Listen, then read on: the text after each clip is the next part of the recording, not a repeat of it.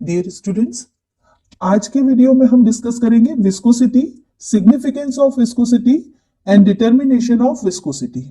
इस वीडियो को हम दो पार्ट में बनाएंगे। फर्स्ट पार्ट में हम डिस्कस करेंगे विस्कोसिटी एंड इट्स सिग्निफिकेंस, और सेकेंड पार्ट में हम डिस्कस करेंगे determination of viscosity by Redwood viscometer. तो सबसे पहले हम देखते हैं व्हाट इज विस्कोसिटी। विस्कोसिटी क्या होती है?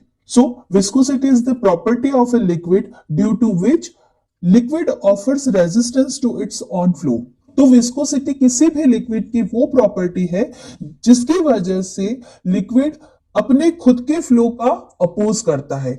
लिक्विड फ्लो होना नहीं चाहता है, वो अपने खुद के फ्लो को रेजिस्ट करता है, वो अपने खुद के फ्लो को अपोज करता है। तो लिक्विड की इस प्रॉपर्टी को हम विस्कोसिटी कहते हैं। Viscosity can also be defined as the tendency of a liquid to resist any change in its shape or movement. तो कोई भी लिक्विड अगर अपने शेप में चेंज होने का अपोज करता है, अपने शेप में चेंज होने को रेजिस्ट करता है, तो ये टेंडेंसी विस्कोसिटी कहलाती है। जैसे अगर आपने लिक्विड की कोई ड्रॉप किसी सरफेस पर डाली, तो ये ड्रॉप कोशिश करेगी कि ये जो इसका शेप है ये मेंटेन रहे। ये इस शेप में चेंज को रेजिस्ट करती है, इस शेप में चेंज को अपोज करती है। तो ये टेंडेंसी किसी भी लिक्विड की विस्कोसिटी कहलाती है। अब ये विस्कोसिटी क्यों होती है? This is because of internal friction between the molecules of this liquid. तो जो भी लिक्विड है उसके मॉलिक्यूल्स में इंटरनल फ्रिक्शन होता है, और उसी इंटरनल फ्रिक्शन की वजह से कोई भी लिक्विड अपने खुद के फ्लो को रेजिस्ट करता है। So viscosity measures the resistance in the flow of a liquid which arise due to internal friction between layers of the fluid or liquid. तो जो भी लिक्विड है उसके लेयर्स के बीच में जो इंटरनल फ्रिक्शन होता है, इसी इंटरनल फ्रिक्शन की वजह से लिक्विड अपने खुद के फ्लो को रेजिस्ट करता है, अपने खुद के फ्लो को अपोज करता है, और यही मेजरमेंट उस लिक्विड की विस्कोसिटी कहलाता है। So these are the some definitions for viscosity. अगर हम विस्कोसिटी को बिल्कुल सिंपल शब्दों में डिफाइन करना चाहते हैं तो viscosity is the resistance to flow of liquid. तो ओवरऑल हम ये कंक्लूड कर सकते हैं कि किसी भी लिक्विड के फ्लो के लिए जो रेजिस्टेंस होता है, जो लिक्विड खुद ऑफर करता है, वो उस लिक्विड की विस्कोसिटी कहलाता है। या विस्कोसिटी को हम किसी भी ऑयल की थिकनेस से रिलेट कर सकते हैं। जितनी ज्यादा विस्कोसिटी होगी उतनी ज्यादा लिक्विड में थिकनेस होगी, उतना ज्यादा उसमें गाढ़ापन होगा। तो viscosity also indicate thickness of oil. अगर विस्कस ऑयल है इसका मतलब उसमें थिकनेस ज्यादा है, गाढ़ापन ज्यादा है। अगर लेस विस्कस ऑयल है मतलब वो थिन ऑयल है, उनमें गाढ़ापन कम है। जैसे हनी विस्कस है क्योंकि उसमें थिकनेस ज्यादा है, उसमें गाढ़ापन ज्यादा है। वहीं अगर हम वाटर को देखते हैं तो वाटर में विस्कोसिटी कम है, उसकी थिकनेस कम है, वाटर लेस विस्कस है। तो विस्कोसिटी को हम लिक्विड की थिकनेस से भी रिलेट करते हैं। विस्कोसिटी की जो जस्ट अपोजिट टर्म होती है उसे कहा जाता है fluidity. So the reciprocal of viscosity is called fluidity. Fluidity को हम फाई से डिनोट करते हैं, and phi is equal to 1 upon eta. Eta is the symbol for viscosity. किसी भी लिक्विड की विस्कोसिटी को हम डायनेमिक विस्कोसिटी के फॉर्म में और काइनेमेटिक विस्कोसिटी के फॉर्म में एक्सप्रेस कर सकते हैं। तो सबसे पहले हम देखते हैं व्हाट इज डायनेमिक विस्कोसिटी। तो डायनेमिक विस्कोसिटी को समझने के लिए हम लिक्विड का लेमिनार फ्लो एज्यूम करते हैं। लेमिनार फ्लो का मतलब होता है कि लिक्विड लेयर्स में फ्लो होता है, और हर लेयर की वेलोसिटी अलग अलग होती है। जो लेयर सरफेस के कांटेक्ट में होती है उसकी वेलोसिटी सबसे कम होती है, और जो लेयर टॉप मोस्ट होती है उसकी वेलोसिटी मैक्सिमम होती है। तो यहां पर हमने एज्यूम किया है कि सरफेस के कांटेक्ट में जो लेयर है उसकी वेलोसिटी है v1, और जस्ट अबाउ जो लेयर है उसकी वेलोसिटी है v2। Here v2 is greater than v1। यहां पर v2 वेलोसिटी ज्यादा होगी, v1 वेलोसिटी कम होगी। इन दोनों लेयर्स के बीच का डिस्टेंस d है। अब अगर हम यहां पर वेलोसिटी ग्रेडियंट देखते हैं, वेलोसिटी ग्रेडियंट मतलब difference between velocity of this two layers. इन दोनों लेयर्स की वेलोसिटी के बीच का जो डिफरेंस है उसे हम वेलोसिटी ग्रेडियंट कहते हैं। और अगर हमें वेलोसिटी ग्रेडियंट देखना है तो वो होगा v2 माइनस v1 और वेलोसिटी ग्रेडियंट को हम v से रिप्रेजेंट कर रहे हैं. So v is the difference between velocities of this two layers which are d distance apart. Now, if we want to maintain this velocity gradient between these two layers, then we have to apply some force. अगर हम इस velocity difference को maintain करना चाहते हैं तो यहां पर हमें कुछ फोर्स अप्लाई करना होगा और जो फोर्स हम अप्लाई करेंगे उसे हम रिप्रेजेंट कर रहे हैं F से. तो ये जो फोर्स हम अप्लाई करते हैं it is directly proportional to area. So this A is the area of contact between two adjacent layer. इन दोनों layers के बीच जो area of contact है उसे हमने A से रिप्रेजेंट किया है. तो इस वेलोसिटी ग्रेडियंट को मेंटेन करने के लिए हमें जितना फोर्स लगेगा वो एरिया के डायरेक्टली प्रोपोर्शनल होगा. जितना ज्यादा area of contact in layer के बीच में होगा उतना ही ज्यादा फोर्स हमें इस वेलोसिटी ग्रेडियंट को मेंटेन करने के लिए लगेगा. Now this force is again directly proportional to velocity gradient. ये वेलोसिटी ग्रेडियंट जितना ज्यादा होगा मींस वेलोसिटी का डिफरेंस जितना ज्यादा होगा उतना ज्यादा ही हमें फोर्स इस वेलोसिटी ग्रेडियंट को मेंटेन करने के लिए लगेगा. मतलब जितना ज्यादा वेलोसिटी का डिफरेंस इन दोनों लेयर्स के बीच में होगा उतना ही फोर्स आपको इस वेलोसिटी ग्रेडियंट को मेंटेन करने के लिए लगेगा. थर्ड पॉइंट आता है this force is inversely proportional to distance.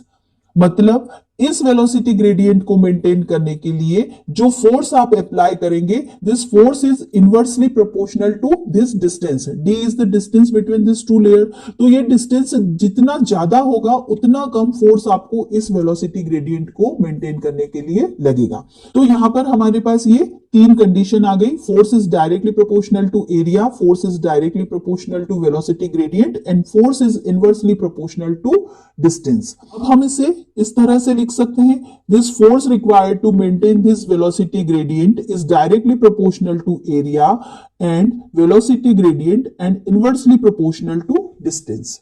अब यहां पर हम इस प्रोपोर्शनलिटी साइन को रिमूव करेंगे और इसकी जगह पर एक प्रोपोर्शनलिटी कांस्टेंट इंट्रोड्यूस किया जाएगा.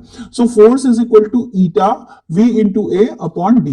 This eta is the proportionality constant and this is known as coefficient of viscosity or absolute viscosity or dynamic viscosity. Sometimes this coefficient of viscosity also expressed as mu. ईटा की जगह पर कई बार हमें mu symbol भी देखने को मिलता है डायनामिक विस्कोसिटी और एब्सोल्यूट विस्कोसिटी के लिए. अब अगर हमें इस ईटा को डिफाइन करना है तो हम कैसे करेंगे? तो इसके लिए हमने लिखा eta is equal to F upon A into D upon V. This is force per unit area, D is the distance and V is the velocity gradient. अगर हम डिस्टेंस को यूनिटी मान लेते हैं और वेलोसिटी ग्रेडियंट को भी unity मान लेते हैं, मतलब हम इन दोनों को अगर 1 मान लेते हैं तो ईटा क्या हो जाएगा? Force per unit area. यहां पर यूनिट आप एसआई सिस्टम की भी ले सकते हैं और सीजीएस सिस्टम की भी ले सकते हैं. जैसे हमने डिस्टेंस लिया 1 सेंटीमीटर, वेलोसिटी लिया 1 सेंटीमीटर पर सेकेंड. तो अगर हमें डायनामिक विस्कोसिटी और एब्सोल्यूट विस्कोसिटी को डिफाइन करना है तो हम कहेंगे एब्सोल्यूट विस्कोसिटी और dynamic viscosity is the force per unit area required to maintain a unit velocity gradient between two parallel layers of a liquid which are unit distance apart. तो absolute viscosity या dynamic viscosity वो force है जिसे हम पर unit area पर लगा रहे हैं, जबकि हम किसी भी लिक्विड में यूनिट वेलोसिटी ग्रेडियंट को मेंटेन करना चाहते हैं और जिन लेयर्स के बीच की ये वेलोसिटी डिफरेंस है उनके बीच का डिस्टेंस भी यूनिटी है, उनके बीच का डिस्टेंस भी 1 है. So eta is defined as the force per unit area required to maintain unit velocity gradient between two layers of a liquid which are unit distance apart. Now what are the units of this dynamic viscosity? तो इसकी unit निकालने के लिए हम force की unit लिखेंगे. Newton लिखा हमने, एरिया की यूनिट हमने लिखी मीटर स्क्वायर, डिस्टेंस की एसआई सिस्टम में हम ले रहे हैं तो मीटर हो गई और वेलोसिटी की हो गई मीटर पर सेकंड. तो यहां से हमने देखा कि हमें जो यूनिट मिलेगी वो क्या मिलेगी? Newton per metre square into second. So unit of this dynamic viscosity or absolute viscosity is Newton second पर मीटर स्क्वायर। ये एसआई सिस्टम में हमने लिखा। Newton per metre square pressure का यूनिट होता है, पास्कल में हम इसे लिख सकते हैं, तो पास्कल सेकेंड भी डायनेमिक विस्कोसिटी का एक यूनिट होगा। इसके अलावा अगर हम सीजीएस सिस्टम में लिखते हैं तो हम इसे डाइन सेकेंड पर सेंटीमीटर स्क्वायर लिख सकते हैं। और ये जो होता है डाइन सेकेंड पर सेंटीमीटर स्क्वायर, इसी को हम बोलते हैं पॉइज। तो पॉइज भी डायनेमिक विस्कोसिटी की एक यूनिट होती है और इसे हम सेंटीपॉइज में भी एक्सप्रेस कर सकते हैं। सो 1 पॉइज इज इक्वल टू 100 सेंटीपॉइज होता है। Now next is kinematic viscosity. So kinematic viscosity is a measure of a fluid's internal resistance to flow under gravitational force। तो जब भी हम किसी लिक्विड के फ्लो के रेजिस्टेंस को मेजर करेंगे अंडर द ग्रेविटेशनल फोर्स के इन्फ्लुएंस में कोई भी लिक्विड अपने खुद के फ्लो को रेजिस्ट कर रहा है, तो जब हम इसका मेजरमेंट लेंगे तो वो कहलाती है काइनेमेटिक विस्कोसिटी। डायनामिक विस्कोसिटी में हम ग्रेविटेशनल फोर्स को कंसीडर नहीं करते हैं, लेकिन यहां पर काइनेमेटिक विस्कोसिटी में हमें ग्रेविटेशनल फोर्स के इन्फ्लुएंस में लिक्विड के फ्लो को ऑब्जर्व करना होता है। Kinematic viscosity is the ratio between the dynamic viscosity and the density of fluid. And this kinematic viscosity is expressed by symbol nu. So kinematic viscosity is equal to dynamic viscosity upon density. Now what are the units of this kinematic viscosity? So kinematic viscosity is expressed as centi-stokes, stokes, या फिर हम इसे metre square पर second में भी express कर सकते हैं। काइनेमेटिक विस्कोसिटी को हम किसी भी लिक्विड के इफ्लक्स टाइम से कैलकुलेट कर सकते हैं। तो जब हमें काइनेमेटिक विस्कोसिटी को इफ्लक्स टाइम से कैलकुलेट करना होता है तो हम फॉर्मूला यूज करते हैं U is equal to AT minus B upon T। A और B विस्कोमीटर के कॉन्स्टेंट्स होते हैं, तो ये जो A और B कांस्टेंट है इनकी वैल्यू इंस्ट्रूमेंट के लिए फिक्स होती है कि आप कौन सा इंस्ट्रूमेंट यूज करने वाले हैं। जो विस्कोमीटर जनरली हम यूज करते हैं उसमें हम इफ्लक्स टाइम नोट करते हैं, और जब हम विस्कोसिटी को टाइम के रेस्पेक्ट में मेजर करते हैं तो उससे हम बोलते हैं relative viscosity. Efflux time means किसी भी विस्कोमीटर के स्टैंडर्ड डायमेंशन के ओरिफिस से स्पेसिफिक अमाउंट में ऑयल को विड्रॉ करने के लिए हमें कितना टाइम लगता है। जब वो टाइम हम सेकेंड्स में एक्सप्रेस करते हैं तो वो उस लिक्विड का इफ्लक्स टाइम कहलाता है। तो इस इफ्लक्स टाइम की हेल्प से हम काइनेमेटिक विस्कोसिटी कैलकुलेट कर सकते हैं, और काइनेमेटिक विस्कोसिटी और डेंसिटी की हेल्प से हम किसी भी लिक्विड की एब्सोल्यूट विस्कोसिटी भी कैलकुलेट कर सकते हैं। Now next is factors affecting viscosity. ऐसे कौन कौन से फैक्टर्स हैं जो किसी भी लिक्विड की विस्कोसिटी को अफेक्ट करते हैं? तो यहां पर हम देखेंगे effect of temperature, effect of pressure and how viscosity is related with chemical composition of liquid. तो सबसे जो मेजर इफेक्ट होता है विस्कोसिटी पर वो टेम्परेचर का होता है। तो सबसे पहले हम देखते हैं effect of temperature on viscosity. तो किसी भी लिक्विड की विस्कोसिटी पर टेम्परेचर का सिग्निफिकेंट इफेक्ट होता है। तो जब भी हम किसी लिक्विड का टेम्परेचर इंक्रीज करते हैं तो उसकी विस्कोसिटी डिक्रीज होती है। Means when we increase temperature then viscosity decreases. Means viscosity of liquid decreases with increase in temperature. अब टेम्परेचर इंक्रीज करने पर विस्कोसिटी डिक्रीज क्यों होती है? क्योंकि टेम्परेचर इंक्रीज करने से मॉलिक्यूल्स की काइनेटिक एनर्जी इंक्रीज हो जाती है, और जब मॉलिक्यूल्स की काइनेटिक एनर्जी इंक्रीज हो जाती है तो लिक्विड में जो इंटरमॉलिक्यूलर फोर्स ऑफ अट्रैक्शन होता है वो डिक्रीज होता है, वो वीक हो जाता है, और इसी वजह से लिक्विड की विस्कोसिटी डिक्रीज हो जाती है। तो जनरली ऐसा देखा गया है कि हर 1 डिग्री सेंटीग्रेड टेम्परेचर इंक्रीज करने पर विस्कोसिटी 2% डिक्रीज होती है। So we can conclude viscosity is inversely proportional to temperature. Temperature increase होगा तो viscosity decrease होगी। Now next is effect of pressure.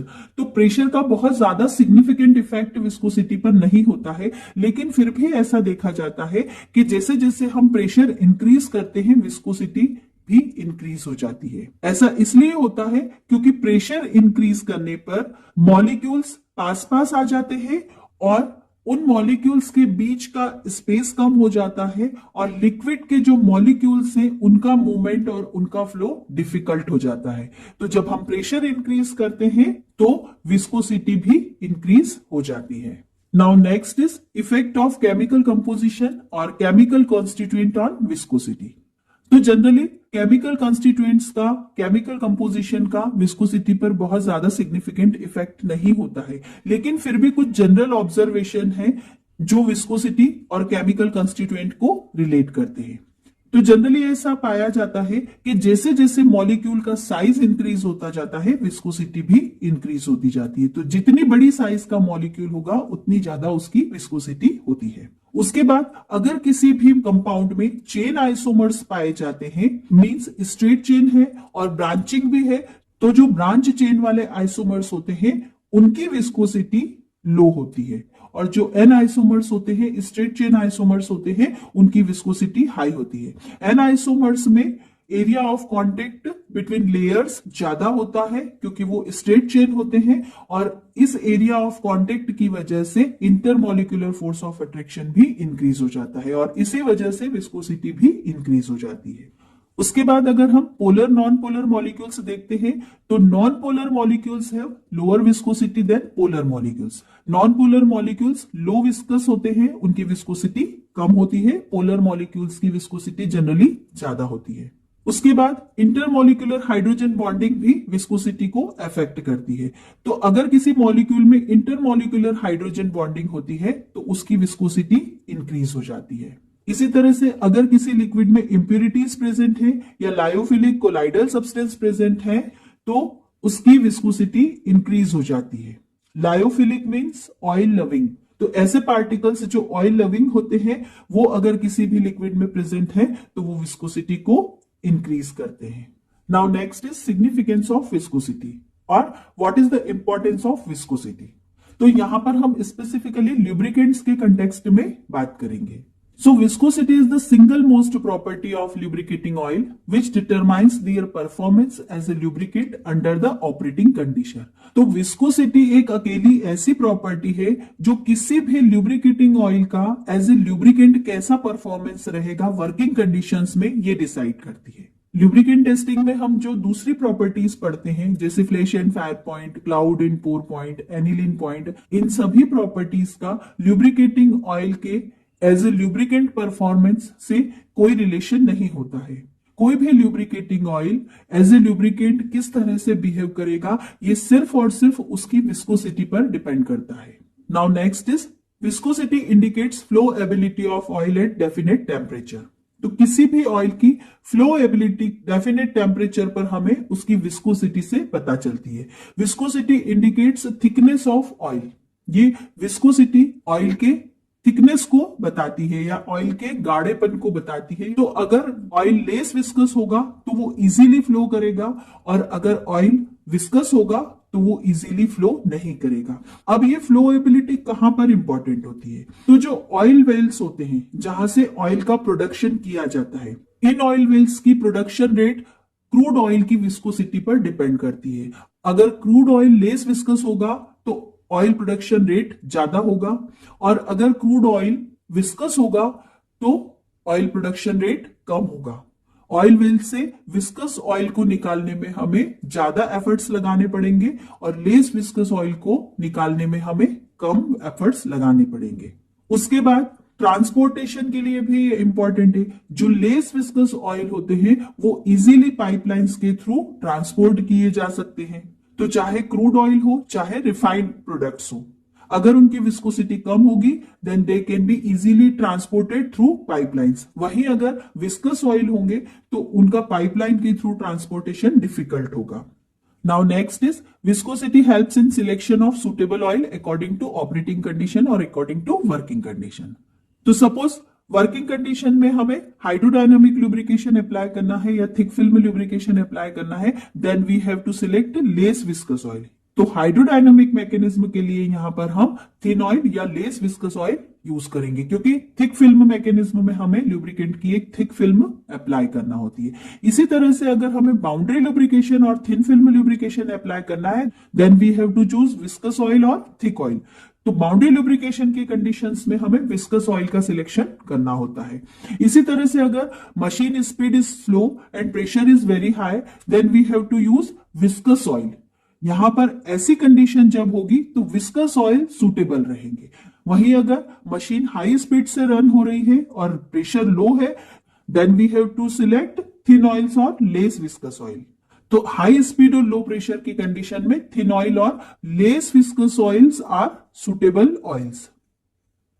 तो इस तरह से विस्कोसिटी की हेल्प से हम डिफरेंट डिफरेंट कंडीशंस के लिए सुटेबल ऑयल का सिलेक्शन कर सकते हैं। So these are the significance of viscosity specifically for lubricating oils.